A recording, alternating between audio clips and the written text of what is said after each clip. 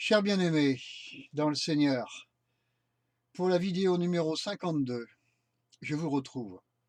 Alors je vous retrouve avec une actualité qui évolue, c'est le moins qu'on puisse dire, puisque je fais cette vidéo avec l'Ukraine en arrière-plan, euh, et de laquelle je vais d'ailleurs, je vous le dis tout de suite, peu vous parler, parce que je préfère vous entraîner dans une relecture attentive des paroles de Jésus qui vont être dans l'intention d'une analyse spirituelle et biblique plutôt que politique de l'époque dans laquelle nous sommes, pour que nous puissions la comprendre et nous situer dedans.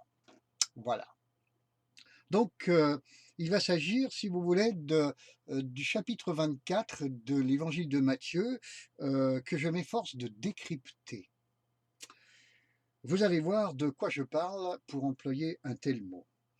Je vais donc vous faire un petit exposé en 11 points avec une petite conclusion ensuite, qui est une suite des versets. Je vais m'efforcer de suivre le texte dans le respect des points qui sont exposés par le Seigneur.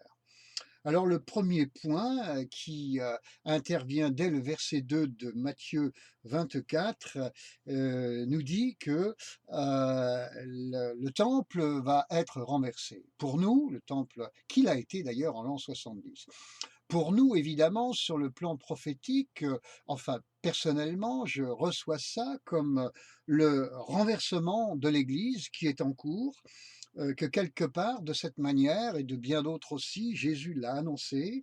Donc cette contestation de la foi, ce jugement des églises, cette entité chrétienne délaissée, moquée, ce Dieu que l'on vire de notre vie, de notre monde, de notre société à tous les étages, ce projet d'une ère post-chrétienne que l'on veut mettre à la place, qui va occasionner d'ailleurs cette vie chrétienne clandestine à laquelle il faut se préparer, à laquelle personnellement je me prépare. Donc je crois que le premier point, dans ce premier point, on peut parler de fin de l'ère chrétienne, avec le verset 3 qui met en évidence le deuxième point, eh bien on voit que Jésus s'assoit sur le mont des Oliviers et que j'y vois là personnellement un geste prophétique pour signifier qu'au cours de ces temps dans lesquels nous nous trouvons, ben, il prépare son retour sur ce lieu précis, puisque c'est bien clairement dit dans le livre de Zacharie au chapitre 14 et au verset 4, où il est précisé pardon, qu'il posera ses pieds sur le mont des Oliviers, donc et que quand il le fera, l'entité d'Israël sera là sur cette terre. Donc nous comprenons que pour l'époque dans laquelle nous sommes, il aura auparavant rétabli l'entité d'Israël sur sa terre, ce qui s'est effectivement fait dans la deuxième partie du XXe siècle. Donc ce deuxième point, après le premier qui est la fin de l'ère chrétienne, le crépuscule de l'ère chrétienne, eh bien c'est la préparation d'Israël qui est simultanée à ça pour le retour de Jésus. Et c'est vrai que dans cette fin du XXe siècle, nous avons eu les deux. Le troisième point qui se trouve dans la deuxième partie du verset 3, ce sont ces disciples qui viennent consulter le Seigneur en privé. Eh bien, je crois que c'est le temps, aujourd'hui, pour les disciples qui le veulent, de s'isoler avec le Seigneur, plutôt que d'être addicts de trop à l'actualité, mais s'isoler avec le Seigneur pour comprendre les temps de la fin et être prêt, bien entendu. J'ajouterais que, pardon, tout enfant de Dieu qui n'apprend pas à ce titre-là à écouter le Seigneur aura un problème du type vierge folle. Voilà. Alors, ou on fait le choix d'écouter les bruits d'en bas, ou on fait le choix de venir discrètement, en privé, régulièrement, écouter le Seigneur, comme on voit que les disciples le firent. Intéressant, n'est-ce pas? Donc je dirais que ce troisième point met en évidence l'émergence d'une race d'enfants de Dieu qui est prophétique, c'est-à-dire avec une paire d'oreilles. Ou comme le dit un homme de Dieu français, Pierrot Fay, F-E-Y, le français que je préfère, qui d'ailleurs n'est pas en France mais qui est en Allemagne. Il parle, lui, d'avoir une piste d'atterrissage là, dans notre esprit, aussi élargie que possible pour bien recevoir les messages de Dieu et aussi pour avoir une vie de prière riche, abondante. Donc, un bon lien avec le Seigneur, une bonne relation. Voyez. Alors, moi, j'emploie le terme d'oreille, lui, il emploie le terme de champ d'aviation. C'est la même chose. Amen. Voilà. Donc, une race prophétique. Alors, quatrième point, et je dirais, race prophétique, c'est pas réservé à quelques-uns. Tous et toutes sont invités à développer l'art prophétique. Nous sommes tous dans la nécessité de devoir apprendre à écouter le Seigneur. Bien aimé, ce n'est pas quelques-uns qui particulièrement... Non, non, non, non, du tout. Alors, quatrième point, à l'appui des versets 4 et 5, eh bien, il est parlé là, prenez garde que personne ne vous séduise, plusieurs viendront en mon nom, disant c'est moi le Christ, etc. Donc, comprenez qu'il y aura parmi les enfants de Dieu une situation extrême de confusion. Confusion. Et que quantité d'entre eux ne sauront plus qui écouter. Beaucoup d'entre eux suivront les meilleurs communicants. Moi, je ne suis pas un très très bon communicant. Je n'ai que quelques centaines d'écoutes. Mais il y a d'excellents communicants qui savent séduire. Et le discernement manquera. Et Satan s'amusera. Et il s'amuse déjà. L'objectif de Satan sera d'abrutir les enfants de Dieu et de leur faire perdre leur repère. Alors ça, c'est le quatrième point, donc confusion généralisée. Cinquième point que j'appuie sur le verset 6. Verset 6, vous entendrez parler de guerre et de bruit de guerre. Gardez-vous de vous alarmer car cela doit arriver, ce ne sera pas encore la fin. Donc, vous entendrez parler de guerre et de bruit de guerre. Donc, l'actualité, les médias qui vont captiver les hommes et aussi les enfants de Dieu dans le but de semer la peur et l'effroi, bien aimés. Mais il est dit, gardez-vous de vous alarmer. Donc, les enfants de Dieu devront choisir de rester en paix plutôt que de sombrer dans la peur. Gardez-vous de vous alarmer, ça veut dire je choisis la paix. Parce que là, avec ce qui se passe, la Russie qui saute sur l'Ukraine, Poutine qui s'énerve, qui a l'air de devenir incontrôlable, etc., etc. Vous avez les Polonais, évidemment, qui ont peur, les Allemands qui ont peur, les Français qui s'inquiètent, etc. C'est de l'Amérique qui se dit, il va falloir qu'on retourne en Europe et tout ça. Bon, enfin bref, vous comprenez, peuple et gouvernement, Macron a changé de tête, je l'ai vu, peuple et gouvernement, autorité, chef de la terre, s'alarme, tout le monde s'alarme. Mais le Seigneur nous dit, vous les enfants de Dieu, demeurez dans la paix. Je constate malheureusement que de nombreux enfants de Dieu s'alarment eux aussi. Ça surchauffe sur l'actualité, les médias. Comprenez? Alors le cinquième point, c'est une dictature de l'actualité. L'actualité étant une salle de shoot.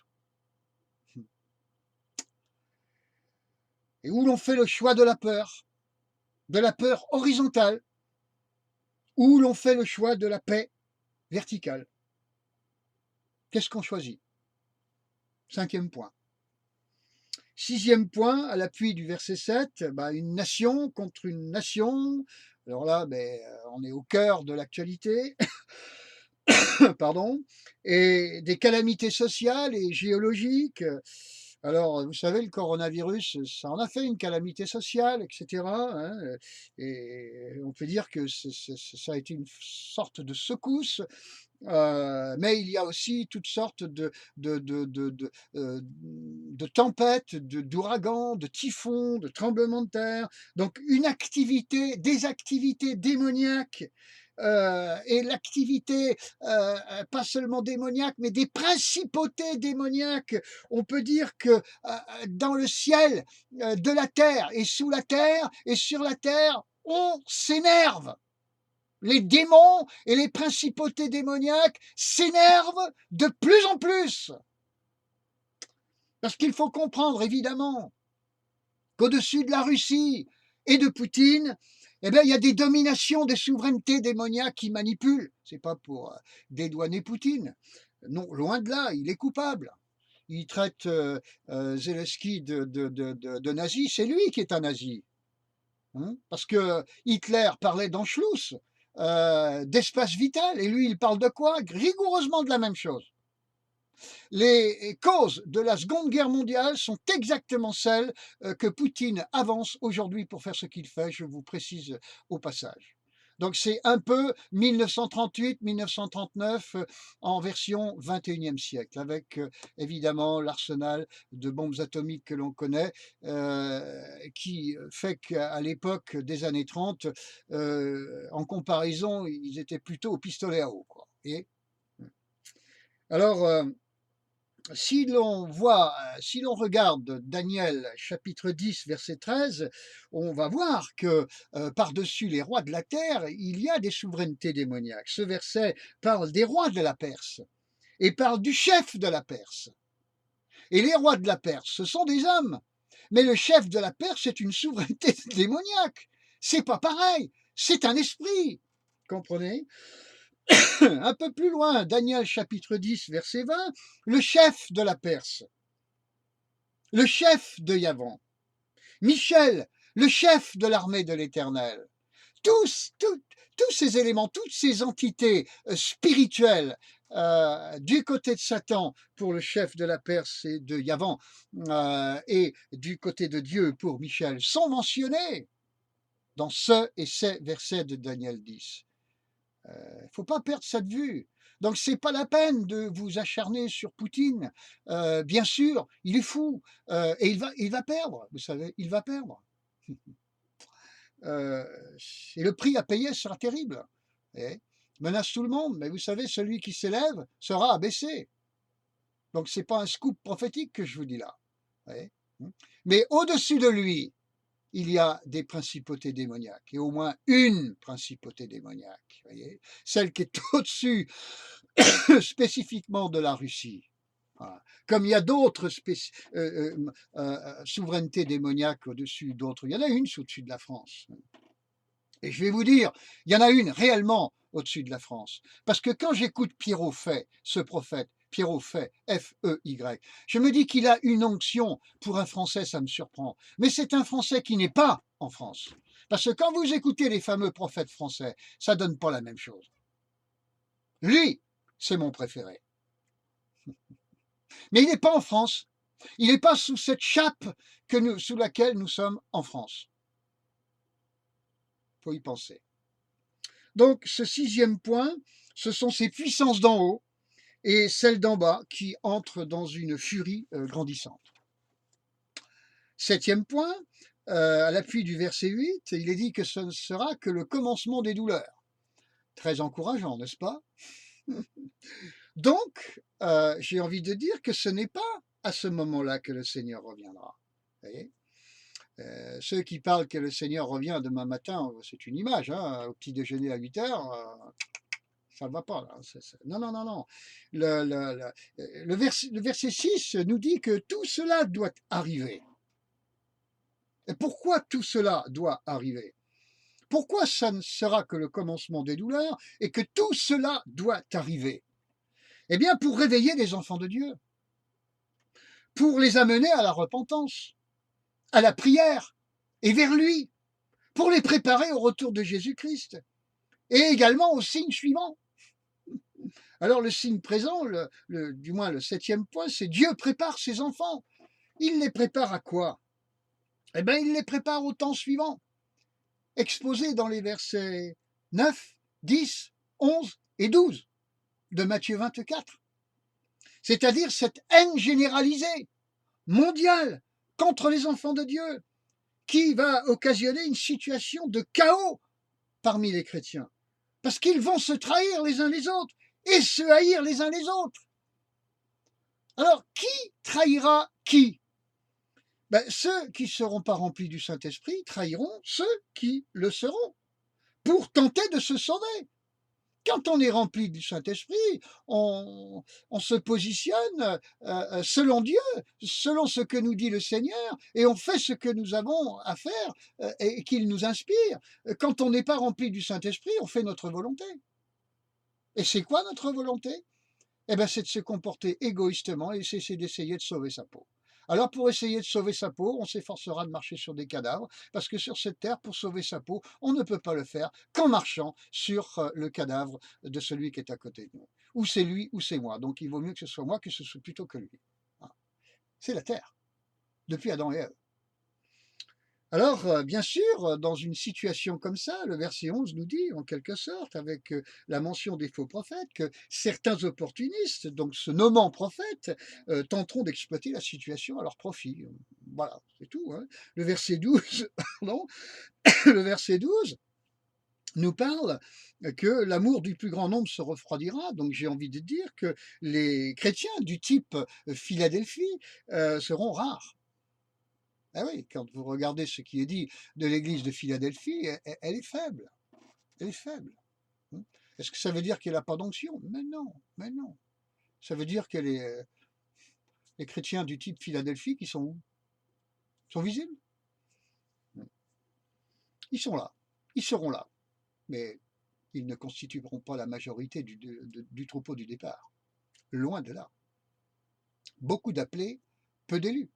Je vous le rappelle. Alors, point numéro 9. Donc, point numéro 8, c'est un temps de pression maximale. Donc, point numéro 7, Dieu prépare ses enfants. Pourquoi? Pour un temps de pression maximale sur eux, n'est-ce pas? Pour les épurer, pour les préparer au retour de Jésus-Christ. Alors, point numéro 9, excusez-moi, j'y tousse encore un peu, verset 13, on voit que le verset 13 dit que celui qui persévérera jusqu'à la fin sera sauvé. Quelque part, ce verset contient une bonne nouvelle. Être sauvé au milieu de tout ça sera possible et il suffira simplement, entre guillemets, c'est bien aisé de le dire comme ça, aujourd'hui où rien ne me menace, il s'agira de persévérer. Donc, si vous voulez, j'ai envie de tourner ça autrement, un peu plus en français d'aujourd'hui. Tenir le coup sera possible jusqu'au bout. Oui, et comment? Alors là, peut-être, il y a 4 points, 4 conditions, je dirais. Alors la première condition, en intégrant l'idée, le concept de devoir fuir à un moment ou à un autre. Il va falloir intégrer le concept de la fuite et de se cacher. Vous trouvez ça dans les versets 16 et 20. Alors que ceux qui seront en Judée fuient dans les montagnes. Verset 20, priez pour que votre fuite n'arrive pas en hiver. On va voir ce sujet-là un petit peu plus loin. Donc, le concept de fuite est mentionné 2 fois dans ce texte par le Seigneur. Alors, idée de fuite dans les montagnes, donc dans les lieux déserts. Fuir pour se cacher. Donc les villes, les concentrations urbaines, pas bon, hein, pas bon du tout.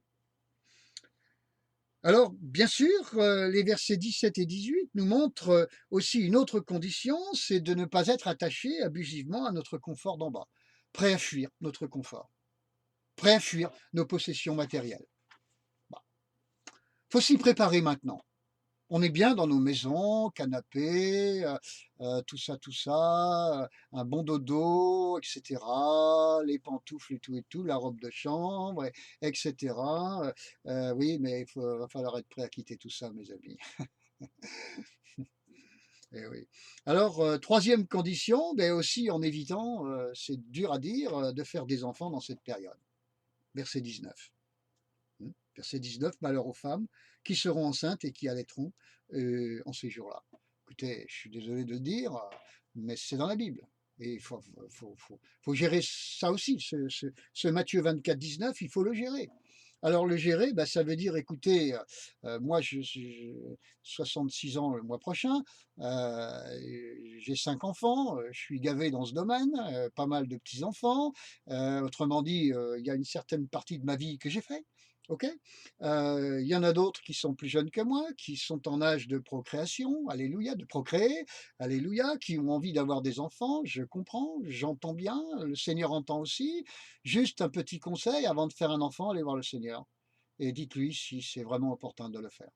Vous verrez bien ce qu'il vous dira, mais faites au moins ça. C'est mon conseil. Il est sincère.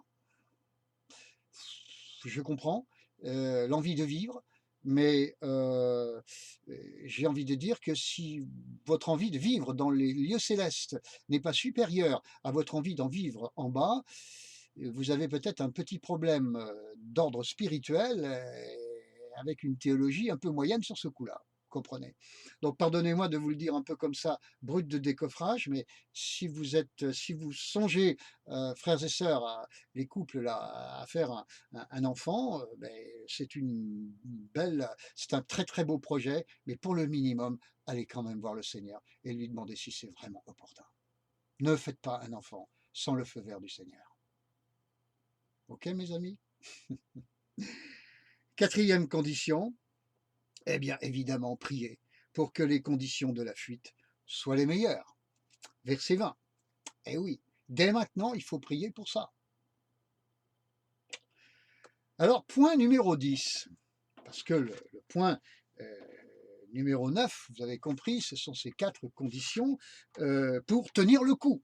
Tenir le coup sera parfaitement possible, mais pas n'importe comment, ce sera soumis à ces 4 conditions, quoi, et en lien avec ça, voyez-vous.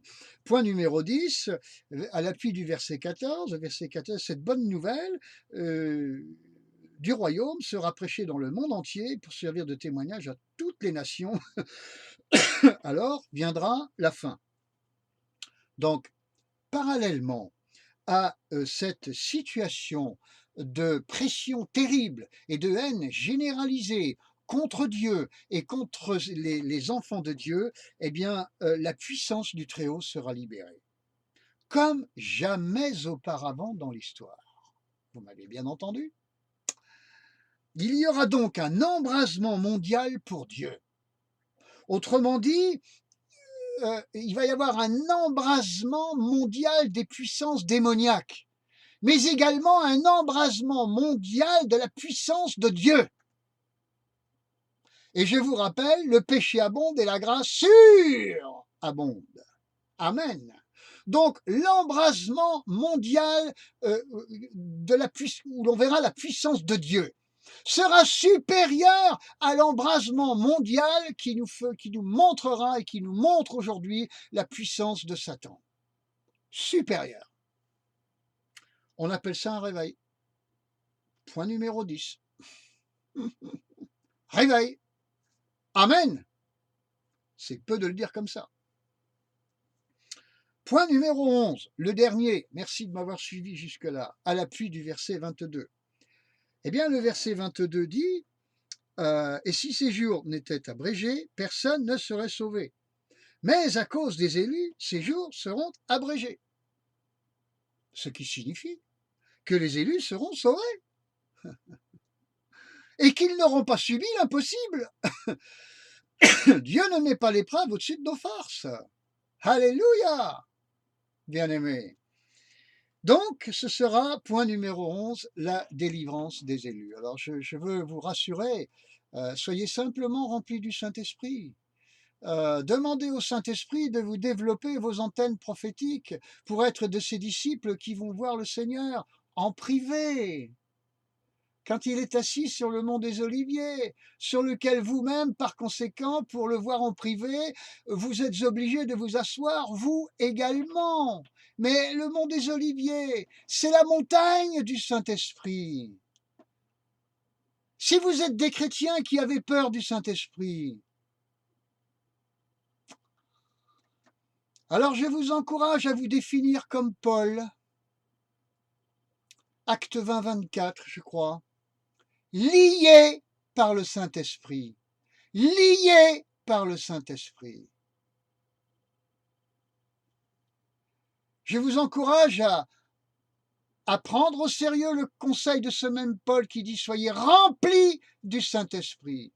Seigneur, toi qui es l'Esprit, remplis-moi. Comment donc autrement nous préparer pour ces temps? Et donne-moi une intelligence prophétique pour que je comprenne ce que j'ai à comprendre en vue d'aborder ces temps et que je sache me déterminer, me positionner. Alors, bien aimé, on a vu 11 points rapidement comme ça. J'ai bien conscience que certains vont penser que je suis quand même insensé de dire des choses comme ça.